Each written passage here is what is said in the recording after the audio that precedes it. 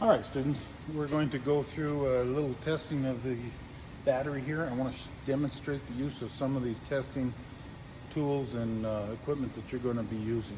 All right, so let's aim this down a little lower at what we're actually going to be doing so that you can see these testers. First thing I want to do is make sure this battery is ready to be tested. So I may, if possible, check the water level, which this is okay. I'm going to probably want to test open circuit voltage. What is the resting voltage of this battery? And going to stick my meter on DC volts. I'm just going to test it with nothing hooked up, just resting there. What is its voltage? Positive and negative. Okay, so I read 12.47. Okay, that's pretty good. It should be 12.6, indicating a full charge. 12.47 is okay.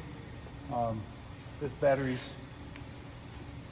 probably could be charged a little bit. I've actually practiced and tested it a few times.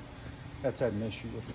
All right, one of the tests that we do sometimes, and I've got these tools in a clean bucket, is we test the specific gravity. Now these details about these tests are in your textbook.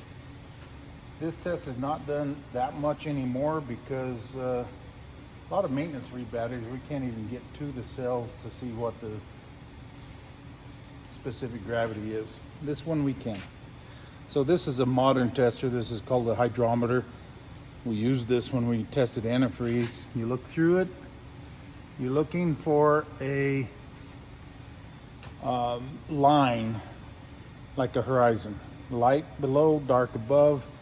And we're looking for 12.60. And we're running about 12.30. It's kind of hard to see exactly. It's a little bit low, but I know that this battery is not fully charged according to my voltage as well. This reading as well as the voltage reading kind of agree. So to properly do this, I don't want to test every single cell. All right, I'm going to go ahead and wipe this back down, sterilize it, put it back in the container. All right. Now, one of the first tests I'm going to show you, this is just a small meter. By the way, guys, do not get this acid on our disinfecting towel. Use a rag to clean up all the acid, all right, off your hands as well as off the test equipment. After you've cleaned it with a rag, then you can use the disinfecting rag. All right, so anyway, we've got this tester. Very simple to use. Positive and negative. Red goes to positive. Follow the instructions on the screen. Very likely a shop you work at may have this tester. You can pick up these testers to put in your toolbox. Very cheap. Just follow the on-screen instructions. It's going to have you put in the battery amperage, which the cold cranking amperage is 575. Use the cold cranking, not the cranking amperage. 575 is what this battery is. Okay? And this battery is good. It says to recharge it because it's only tested at 442 cold cranking amps. But the tester was able to determine that it's a good battery, just a little low on charge. So that's cool. All right, very simple, easy test. It's called a capacitance test. Look it up in your textbook. Google it. Learn a little bit about the capacitance test. All right. Next is what we call the VAT 40. Now, this is a good time to probably wear gloves when you're at the station that somebody else has worked at.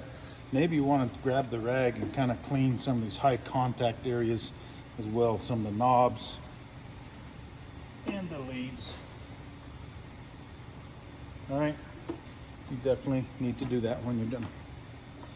We're going to connect this machine just by connecting the black to negative, red to positive. It has an inductive pickup to measure the amperage. got narrow for the current flow, where you're going to use conventional theory flow. As current flows through the cable, and clamp this around the cable, it creates a magnetic field. The stronger the current, the more amperage, the stronger the magnetic field. This senses that magnetic field and calculates the amperage based on that magnetic field. You can put this around there. I may need to zero it. I'm not going to touch this knob because it's actually pretty darn sensitive. Voltage down here. So I'm going to read the red amperage. I'm on test 1, which is starting, or my high amperage test. So I'm going to watch the red amperage and the green voltage. Now, I have to turn this knob and make a draw on the battery of half the cold cranking amperage, which is about 280, 290, somewhere in there, and watch that voltage. I'm doing this for 15 seconds. Half cold cranking amperage for 15 seconds, and I should stay above 9.6. I'm actually about 9.4. I'm not sure how accurate this gauge is. These analog gauges are not real accurate. A lot of times I like to use my digital voltmeter attached to the battery at the same time and use that voltmeter instead of this one. The main thing is this voltage was steady. It was staying there. It was not going down. It was not falling. So I would say this is a good battery. Maybe it could do a little bit better, but probably if you charged it, it would do better. So I would call this a good battery, and it passed the test. Okay, now this tester, it's kind of cool, digital tester, and it's going to do a lot of the work for you, the calculation and determining whether the battery is good or not.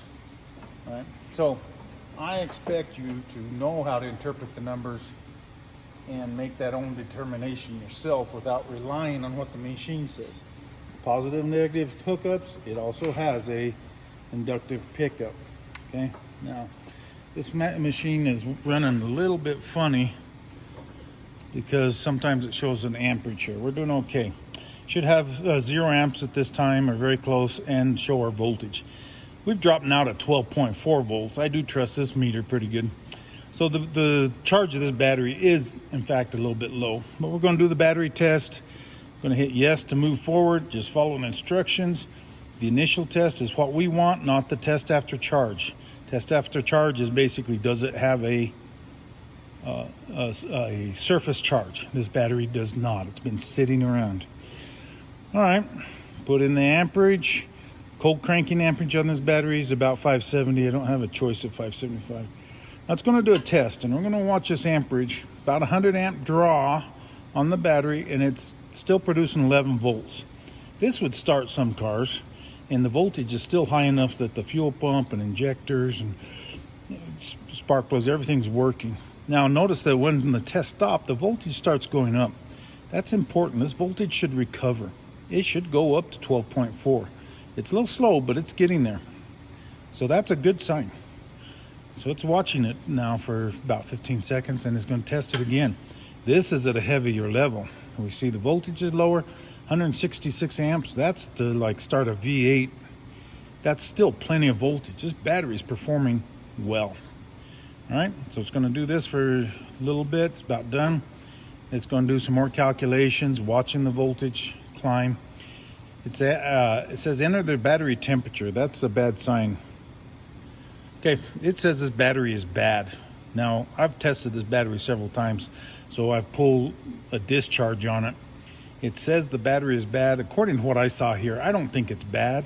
I think it just needs recharged. At this point, that's exactly what I'd do. I would recharge this battery, retest it, and I bet this machine would say it's good. So I don't trust the machine that well. I trust what I see on the numbers more, and that's what I want you students to see.